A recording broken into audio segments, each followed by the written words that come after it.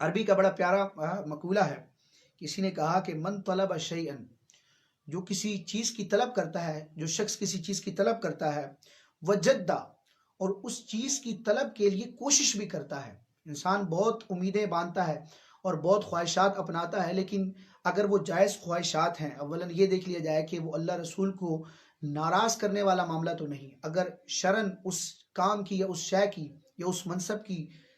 طلب اور جستجو جائز ہے تو بالکل کرے،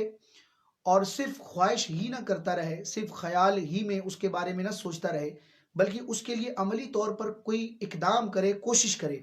اور عالم اسباب کے اعتبار سے اس چیز تک یا اس منزل تک پہنچنے کا جو راستہ ہے انسان اس کو اختیار کرے۔ تو کہنے والے نے کہا کہ من طلب شیئن، جو شخص کسی چیز کی طلب کرتا ہے، وجدہ، اور اس کے لیے کوشش بھی کرتا ہے، تو وجدہ، ایک نہ ایک دن اس چیز کو پا لیتا ہے۔ دوسری مثال،